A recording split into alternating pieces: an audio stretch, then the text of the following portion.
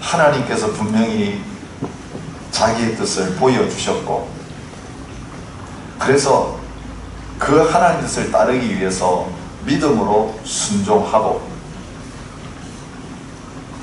하나님 앞에서 바르게 살아가고 있는데도 모든 것들이 풀려지지 않고 매여있는 그런 상황들을 저희들이 만날 때가 있습니다. 이때 우리의 마음에 의문이 일어납니다. 이게 뭐지?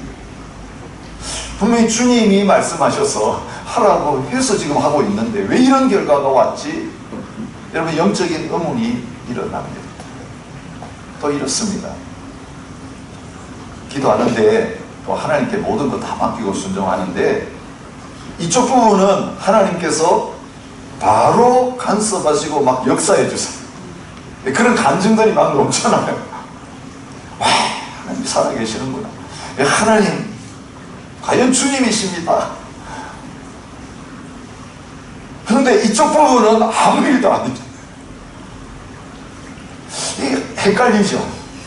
오른쪽에서는 하나님 보이는데 왼쪽에서는 하나님이 안 보여요. 어디 가셨나? 근데 여러분, 그럴 때야말로 하나님이 안 계신 게 아니고 하나님이 떠나신 게 아니고 우리의 타이밍 말고 주님의 타이밍이 이루어질 때입니다. 우리의 생각과 계획이 아니라 주님이 예비하신 주님의 방법, 주님의 히든 카드가 있습니다. 주님의 플랜 B가 있습니다. A가 안 되면 사실은 완전히 그거 접어야 돼요. 접어 내려놓으면 그 다음에 주님께서 계획하신 더 온전하신 뜻이 저와 여러분의 인생 가운데 드러나셔서 막힌 거라고 생각했는데 막힌 게 아니라 열린 것이고, 묶인 것이라고 생각했는데 묶인 것이 아니라 풀려진 것이구나. 여러분, 주님 안에서 어떤 상황에도 처할 수 있는 비결을 배우면서, 얘는 우리가 매여 있는 데서부터 완전히 풀려나서 자유함 가운데서 능력 주시는 예수님 안에서 여기도 처할 줄 알고 저기도 처할 줄 알고, 내가 좋아하는 것도 받아들이고 내가 좋아하지 않는 것도 기꺼이 받아들일 수 있는 그런 자리까지 나가게 될 수 있을 것이에요. 하나님 그렇게 우리를 키워가시기 위해서, 그렇게 우리를 사용하시기 위해서 우리의 머리카락 하나까지 있으시면서 일거수일투족 하나를 다 간섭하시면서 우리를 주관하시고 섭리하시고 인도하고 계십니다. 여러분, 제가 말씀드렸던 이런 일이 지금 누구에게 일어나고 있습니까? 바울에게 일어나고 있습니다. 여러분, 우리가 이런 잘못을 범하면 안 돼요. 어떤 것들이 막히고 어떤 것들이 매이고 어떤 것들이 안 풀릴 때에 항상 우리는 죄책감이 먼저 들어요. 내가 잘못해가지고 내가 죄를 지었기 때문에 하나님께서 막으시는구나, 하나님께서 치시는구나. 여러분, 그런 것도 있죠, 그죠? 근데 막히고 어려움 당하고 고난 당하는 것이 항상 그런 것만은 아니에요. 사탄은 늘 우리를 참소해요. 우리를 정죄해요. 그러면 그렇지, 너 같은 게 뭐? 이러면서 우리를 공격해서 힘을 다 빠지게 만들어요. 아무것도 못하게 만들어요. 오늘 이런 사탄의 참소, 예수 그리스도의 보혈의 능력 안에 있는 자에게는, 그리스도 안에 있는 자에게는 전혀 해당되지 않습니다. 누가 나를 정죄하리요? 여러분, 바울은 온갖 참소를 당하면서도 당당하게 십자가 복음으로 그것을 막아내는 것을 볼 수 있습니다. 내 고난을 당할 때, 내가 어려움 당할 때, 이 사탄의 참소가 아니라 하나님께서 우리를 사랑하시기 때문에 이런 고난을 허락하시면서 우리를 성숙시켜 가지고 그리스도의 창성한 분량에까지 이르게 하시면서 점점 우리를 향하여 주님이 가지고 계신 놀라운 계획이 드러나고 이제는 그 사명이 성취되는 자리로 점점 더 가까이 가는 그런 역사들이 일어나게 될 것입니다. 자, 바울의 로마 선교, 예루살렘 올라가는 거 우리 지금 살펴봤으니 한번 정리해 보죠. 언제 이 비전을 주셨습니까? 에베소에 있을 때에 비전 주셨습니다. 19장 21절. 바울이 마게도니아 아가야를 거쳐 예루살렘에 가기로 작정하여 이르되 내가 거기 갔다가 후에 로마도 보아야 하리라. 우리 이미 생각했던 말씀이죠. 누가 이런 마음을 주셨습니까? 성령님께서 주신 거예요. 그냥 계획한 게 아닙니다. 성령께서 이런 감동을 주셔서 이제 에베소 떠나서 예루살렘 거쳐서 그 다음에 로마까지 가야 되겠다라는 그런 마음을 먹게 되었습니다. 이게 하나님 주신 비전이었습니다. 그리고 이 비전을 가지고 이제 예루살렘에 올라가는데 우리 지난주에 말씀이죠. 성령 감동으로 말미암아 올라가지 마세요.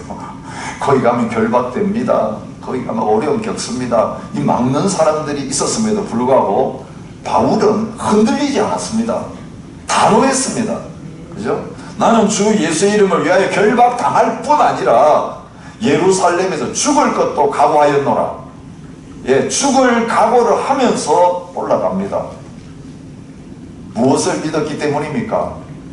로마도 보아야 하리라고 하시는 그 비전을 주신 하나님이 결박당한다 그러는데 그게 끝이 아니고 반드시 로마까지 자신을 인도해 가실 것을 확실하게 믿었기 때문에 이 사명의 길은 어떤 어려움이 와도 나는 포기하지 않고 걸어갈 것이다. 땅끝까지 갈 것이다. 하나님 앞에서의 분명한 각오를 말해줘요. 여러분 보십시오. 하나님 입장에서 보면 저 바울이 진짜 제대로 어려움이 와도 끝까지 할 건가? 하나님이 또 보신 거잖아요. 그죠? 이 사람 저 사람 찔러가지고 떠봤는데 꿈쩍도 하지 않아요. 그러니까 보세요. 바울 입장에서는 양심이 떳떳합니다. 조금이라도 힘들면 포기할까 이런 마음 먹었더라면 어떤 어려움 왔을 때 내가 이런 마음이 약해가지고 하나님께서 이런 어려움 주신가 그런 마음을 먹을 바인데 바울 입장에서는 단호했습니다. 죽을 일사가고 우리 조기철 목사님의 일사가고 탁 하면서 하나님 앞에서 이 길을 걸어갑니다. 사람들이 폭동을 일으켰습니다. 그리고 죽을 뻔했습니다. 여러분 바울의 생애 속에 이런 고난 많았죠. 1차, 2차, 3차 전도를 하는데 그런데 이 예루살렘에서의 고난이 가장 큰 고난이었습니다. 로마군이 개입해가지고 끌어내지 않았으면 사람들의 손에 의해서 죽임을 당할 뻔한 그런 위험이 그에게 있었습니다. 주님께서 건져 주셨습니다. 23장에 보면 우리가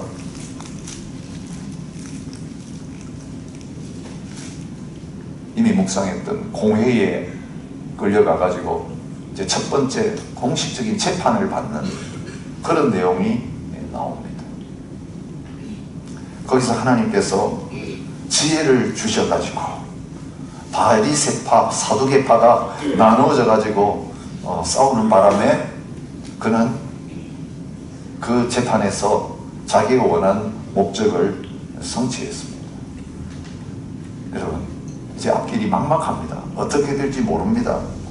그런데 이렇게 두려워하고 있는 바울에게 주님께서 직접 나타나셔서 곁에 서셔가지고 컨펌해 주십니다. 뭐라고 컨펌하십니까?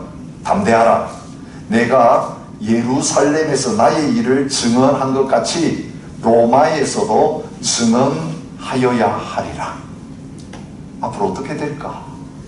얘 과연 갈 수 있을까? 근데 하나님 주님께서 직접 나타나셔가지고 로마에서 나의 일을 증언해야 되는 거예요. 로마 행위에 대해서 주님께서 직접 보증을 해주시는 것을 보게 됩니다. 자, 그 뒤에 일어난 일이 뭡니까?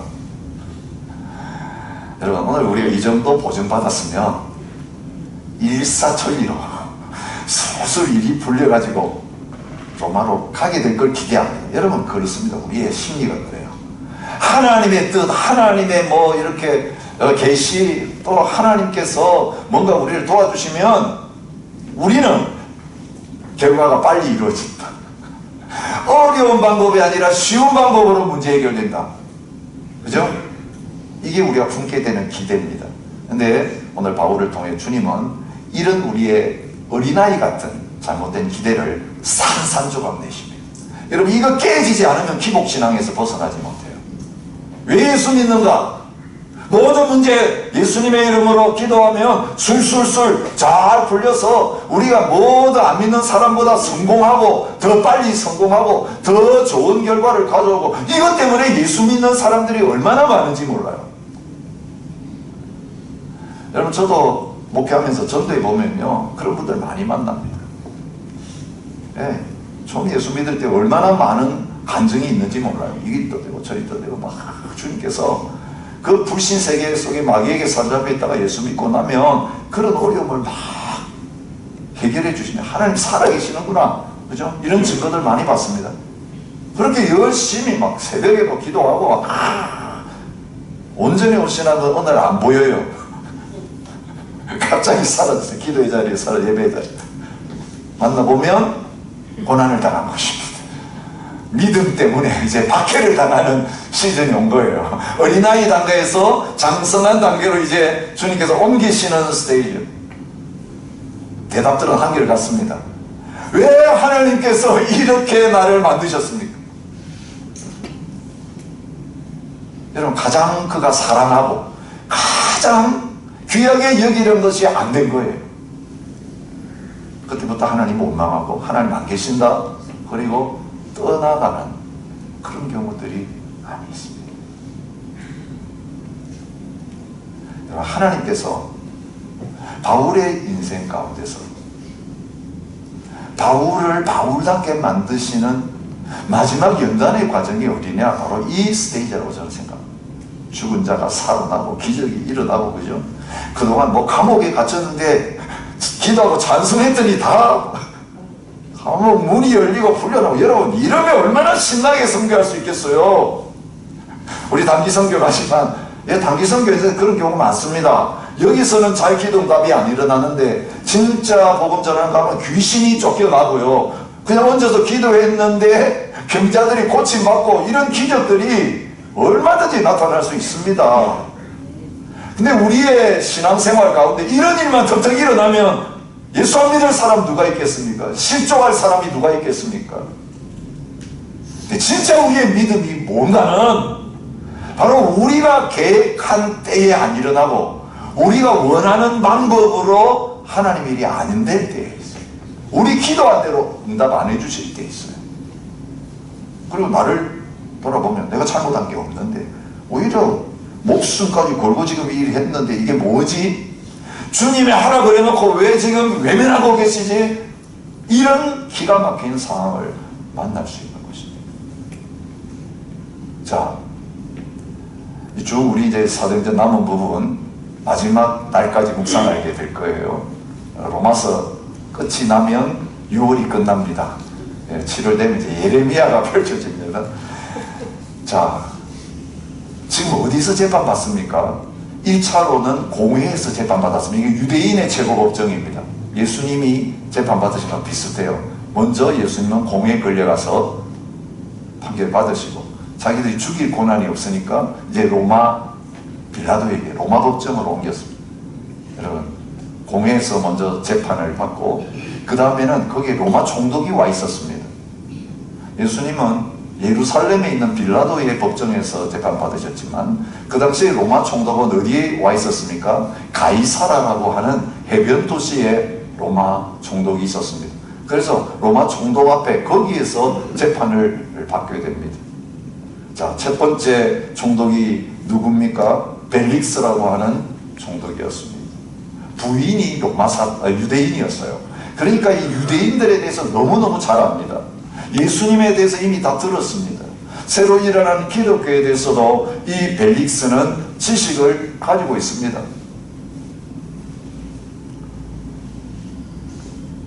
재판도 했습니다.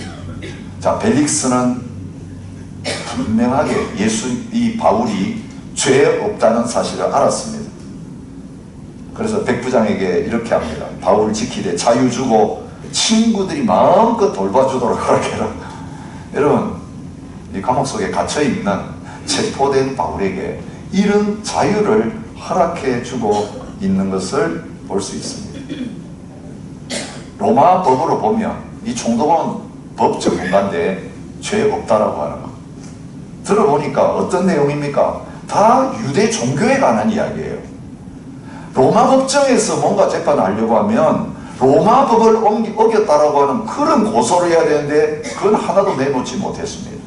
여러분, 유대인들이 예수님을 십자가에 못 죽일 때에 어떤 제목으로 고소했는지 아시죠? 유대인의 왕이라고 했습니다. 이건 로마에 대한 반역을 일으킨 사람입니다. 이런 로마법을 걸어가지고 예수님을 사형 선고한 겁니다. 반역자를 죽여야 됩니다. 만약 예수님 놓아주면 충신이 아닙니다. 이렇게 하면서 위협했던 거죠. 그런데 지금 바울을 고소하는 내용을 보면 로마법 이야기는 하나도 하지 않습니다. 전부 다 유대인의 율법을 가지고 바울을 고소하고 있습니다. 그러니까 로마 법정에 와서 재판 받을 거리가 되지 않는 거죠. 아예 각화시켜야 될 그런 상황입니다. 자, 베스도가 물러가고 누가 왔습니까? 벨릭스가 물러나고 베스도가 왔습니다. 그가 25장 25절에 말하면 내가 살피건대 죽일 죄를 범한 일이 없도이다. 죽일 죄 범한 일이 없는 바울입니다. 무죄를 분명히 알고 있었던 것을 말합니다. 26장 30절에 보면 왕과 총독과 번이게와 함께 앉은 사람들이 다 일어나가지고 이 바울의 말 듣고 나서는 말합니다. 이 사람은 사형이나 결박을 당할 만한 행위가 없다. 사형은커녕 이렇게 결박당해 체포당할 일도 없는 사람이다라고. 여러분, 그 바울을 정죄해야 될 권한을 가지고 있는 사람들이 말하고 있는 것을 볼 수 있습니다. 여러분, 마지막 28장 18절에 바울이 유대인들에게 자기를 소개하면서 지금 이제 이게 체포돼가지고 죄수의 신분으로 와 있는데 유대인들 만나게 허락해줬기 때문에 이제 바울을 잘 보는 유대인들이 바울을 만나고 이제 대화를 나누는데요. 그들에게 자기를 소개하면서 이렇게 말합니다. 로마인은 나를 신문하여 죽일 제목이 없으므로 석방하려고 했다. 이런 재판 지금 하나하나 진행이 되고 있습니다. 그들의 입에서 하는 말 보니까 아, 내가 죄 없구나. 그러면 어떤 기대를 하게 됩니까? 하나님이 나를 석방시켜 주시겠구나. 그러면 석방되어서 자유로운 몸이 되어서 로마로 가서 복음 증거하기를 원하는 그것이 바울의 기대였을 거예요. 고 풀려나서 죄 없으니까 내가 죽일 죄를 지었으면 나 죽여주세요. 그런데 나는 죄 없기 때문에 풀려나야 마땅합니다. 이 법정에서 계속 바울이 호소하고 있어요. 그리고 죄의 증거가 없어요. 그 재판관들도 아, 바울 죄 없구나 다 인정하고 있어요. 그래서 곧 풀려나야 마땅하고 아예 재판 자체가 없어져야 마땅합니다. 그리고 이제 자유를 얻어서 기다리고 있는 제자들과 함께 로마로 가면 되는 거예요. 그러면 로마도 보아야 하려고 하는 그 하나님의 사명이 이루어지게 되는 거죠. 자, 그런데 기대대로 되지 않았습니다. 자, 이 가이사라 감옥에 제대로 된 재판도 받지 않고 얼마나 있었습니까? 24장 27절에 이태가 지난 후, 이태가 얼마입니까? 2년입니다.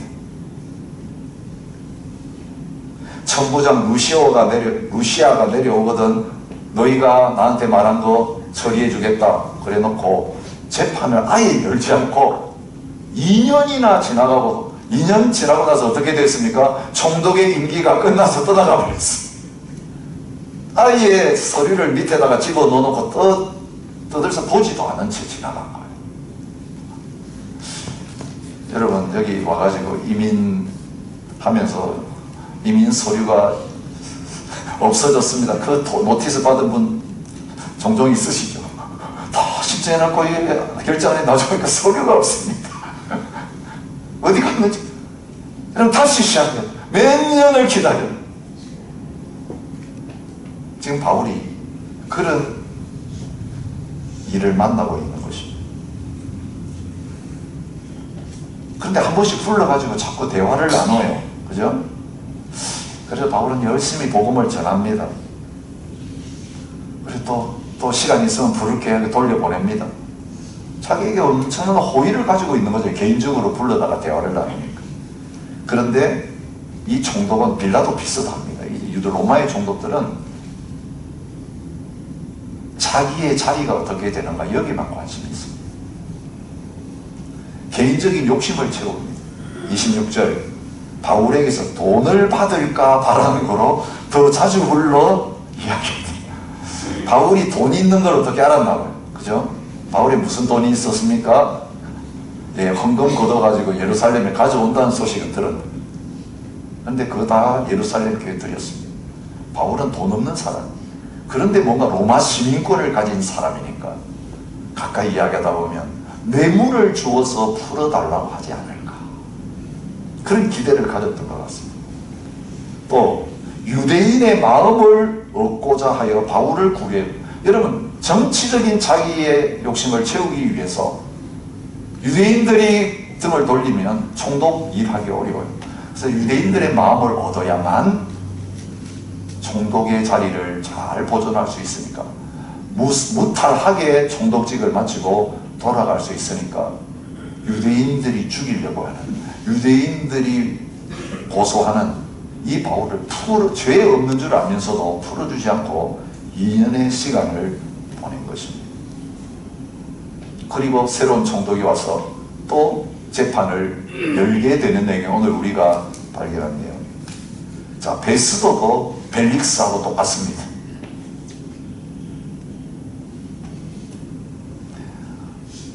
구절에 보십시오. 베스도가 유대인의 마음을 얻고자 하여 바울에게 묻습니다. 예루살렘에 올라가서 신문을 받으려느냐. 여러분 예루살렘에 올라오게 해주세요. 누가 부탁한 겁니까? 부임하자마자 예루살렘에 가가지고 대제사장과 유대인들 중에 높은 사람들 만났더니 부탁하는 게 뭐였습니까? 바울을 예루살렘에 데려와가지고 재판해 주세요. 그렇게 부탁했습니다. 처음 부임한 총독에게 처음 부탁합니다. 여러분 유대인의 총독으로 왔으니까 이 유대인 지도자들하고 잘 지내야 됩니다. 이 사람들하고 틀어지면 총독일 제대로 하지 못합니다. 근데 첫 번째 부탁이 저 가이사라에 갇혀있는 바울 예루살렘에 데려다가 재판해 주십시오라는 것입니다. 그런데 의도는 무엇입니까? 길에 매복했다가 죽이려고 하는 암살 계획을 가지고 있었습니다. 여러분 예루살렘에서 체포됐는데 왜 가이사라로 옮겨졌습니까? 바울의 생질이 결사대가 바울을 죽이려고 하는 그 사실을 알았기 때문입니다. 그래서 천부장이 로마군 시켜가지고 호의를 해가지고 급히 가이사라로 피시시킨 것입니다. 2년이 지났습니다. 그런데 유대인들이 바울을 살해하려고 하는 마음은 조금도 없어지지 않고 그 결사대는 해산되지 않고 그대로 있었습니다. 자, 이런 지경이 되었습니다. 바울은 이제는 석방되어서 자유로운 신분으로 자기가 원하는 곳으로 로마로 가려고 하는 그것을 내려놓을 수밖에 없겠다. 그러면서 이제는 바울이 사실 쓰기 싫어했던 카드가 있어. 개인적으로는 바울은 로마 시민입니다. 로마 시민권 그동안 써먹은 거 나오죠? 빌립보 감옥에서 나온 다음 빌립보 감옥에서 나올 때 자 풀어줘라 그럴 때 로마 시민인데 너희들이 와가지고 나가달라고 해야 간다 이러면서 당당하게 그 빌립보에 남은 성도들을 위해서 내가 로마 시민인 것을 카드를 썼습니다. 또 언제 로마 시민 된 것을 밝혔습니까? 폭동에 의해서 잡혀가다가 설교했는데 계단에서 설교했는데 어떻게 됐습니까? 사람들이 막 또 폭동을 일으킵니다. 그러니까 천부장이 자기를 때리려고 할 때 로마 시민권 사용합니다. 로마 시민인데 함부로 결박하고 때릴 수 없다. 그리고 세 번째로 로마 시민을 쓰는 게 이것입니다. 계속해서 어느 세월에 지금 풀려날지 모릅니다. 여러분 벨릭스 2년이나 질질 끌다가 떠나가 버렸습니다. 베스도 부임하자마자 하는 걸 보면 벨릭스하고 다를 바 없습니다. 이 사람들의 마음을 얻기 위해서 예루살렘까지 데려가려고 합니다. 길에 매복했다가 죽이려고 하는 거 바울은 모르고 있습니다. 그런데 이제 마지막으로 하나님 앞에서 로마로 가는 카드는 뭐냐면 로마 시민권자는 가이사 황제에게 상소하면 총독의 재판을 받지 않고 로마로 가서 황제 앞에서 직접 재판을 받는 특권을 누릴 수 있었습니다. 그래서 쓰지 않으려고 했던 이 카드를 내놨습니다. 그건 뭘 뜻합니까? 계속 죄수의 신분으로 감옥에 매여 있는 가운데서 로마로 가는 거예요. 자유로운 신분으로 로마 가는 게 아니라 죄수의 신분으로 로마를 가는 그 방법, 가이사에게 상소하노라. 그렇게 하면서 받아들이게 되는 내용이 오늘 본문의 내용입니다. 이것이 바울을 로마로 보내셔서 복음을 증거하게 하시는, 로마로 가게 하시는 하나님의 방법이었습니다. 로마로 가서 얼마나 더 있었는지 아시죠? 약 2년을 재판받느라고 로마에 또 있었습니다. 그러니까 합 4년을 자유롭게 복음 전하며 다니던 바울의 발이 묶인 것입니다. 그래서 자기가 원하는 그 사역들을 올 수도 하는 자리에 있게 된 것입니다. 이 4년의 매임의 기간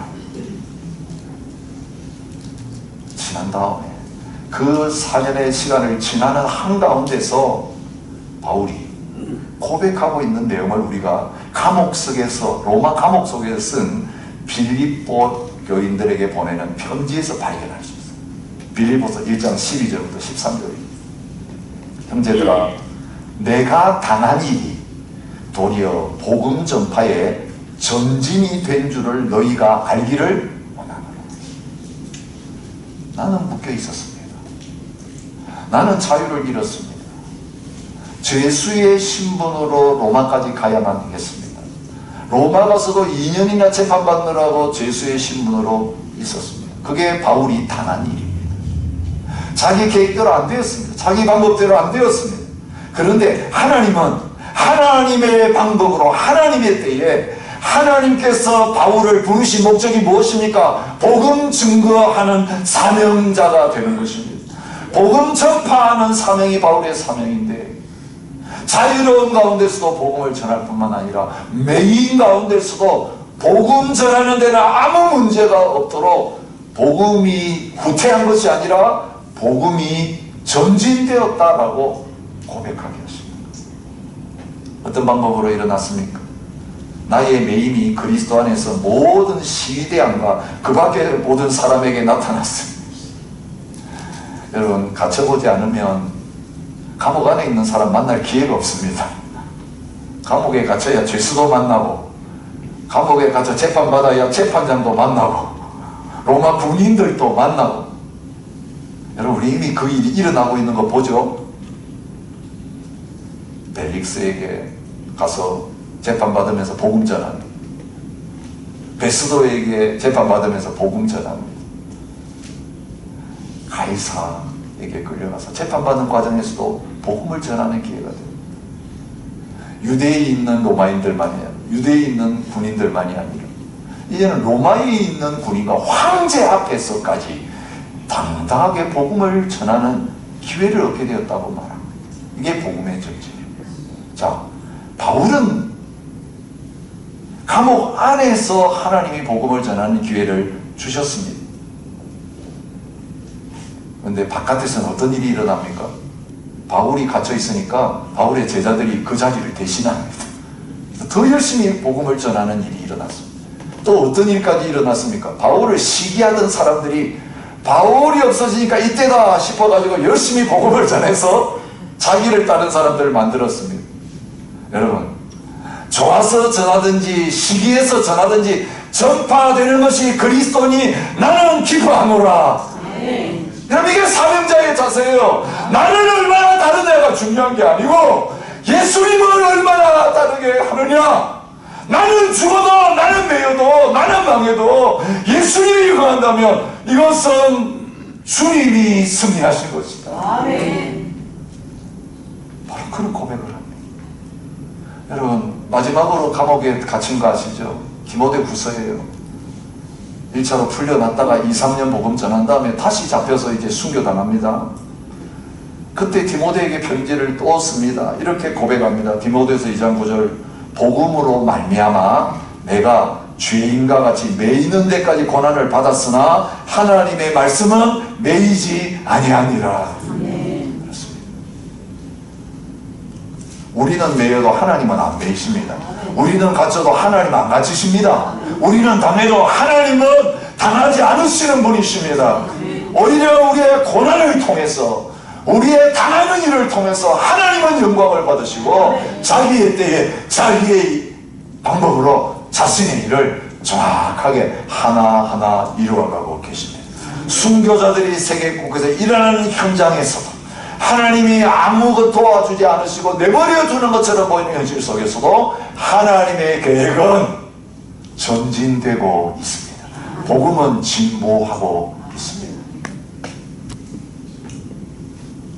오늘 저와 여러분의 인생을 통해서도 우리에게 맡기신 그 사명, 복음 전도의 사명을 우리가 어떠한 처지에 있든지 구애받지 않으시고 하나님은 이루어 가시는 하나님이세요. 내가 아무것도 할 수 없다고 생각할 때도 하나님은 일하고 계세요. 주님은 살아계셔서 우리 그것까지 쓰고 계세요.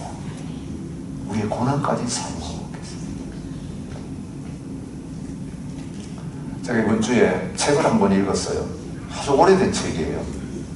브루스 올슨이라고 하는 선교사님이 직접 콜롬비아에 있는 모돌론 부족 선교하시면서 겪었던 이야기를 쓰셨어요. 지금 이분이 82세세요. 근데 그 책을 몇 살에 쓰셨냐고 보니까 36살에 그 책을 쓰셨어요. 19살에 한 번도 가본 적이 없는 이 모돌론족 선교하겠다고 뛰어드셨어요. 갈 수 있는 나라, 모돌론족, 그가 다 들은 정보로는 베네수엘라에 있다고 들어가지고 학생이 공부하다가 19살에 내려놓고 부모들이 후원도 안 해주는데 비행기 티켓 다 끊어가지고 70불, 미국 돈 70불 들고 선교하겠다고. 그럼 밀림 속으로 무작정 들어갔어요. 다른 민족, 모델론족 찾아갔는데 다른 민족한테 가가지고 억수로 얻어맞고 쫓겨놓고. 그러다가 아니구나. 그래서 또 모델론족 찾겠다고 가가지고 마침내 만났습니다. 400년 동안 바깥에 하나도 알려지지 않는 민족이. 그리고 거기에서 또 생명의 위협을 받으면서 감금되어 있고 고난을 당하고 있다가 하나님의 방법으로 이제 풀려나가지고 신뢰를 받고, 그리고 나서 이제 그 모델론 부족을 떠나서 이제 자유세계로 나오게 됩니다. 뭐 길도 모르니까 한참 나오다 보니까 사람들을 만났습니다. 그게 어느 나라냐 보니까 베네수엘라 옆에 있는 콜롬비아입니다. 모델론족은 베네수엘라에 살고 있는 게 아니라 콜롬비아에 살고 있었어요. 보고타라고 하는 수도까지 가야 되겠는데 자기가 가지고 있던 돈 탈탈 털어보니까 절반까지 가는 버스 비까지 밖에 없어요. 그래서 티켓을 절반까지 끊었습니다. 한참 타고 가고 있는데 검문하겠습니다. 이러더니 콜롬비아 군인들이 왔습니다. 이 젊은이를 보니까 형색이 산에서 있다가 나온 사람, 여러분 산에서 있다가 나온 사람 누구죠? 예, 게릴라입니다. 게릴라죠. 산에 그 당시에 반군들이 많이 활동하고 있었습니다. 그거 찾느라고 지금 산 쪽에서 오니까 다 뒤지고 있는데 걸렸습니다. 그 걸린 장소가 바로 내리기 바로 직전이었습니다. 군인들이 대우를 잘 해주면서 직접 호송해가지고 보고타까지 데려왔습니다. 돈 딱 떨어지니까 군인을 보내서 데려왔습니다. 근데 이게 한 번이 아니었습니다.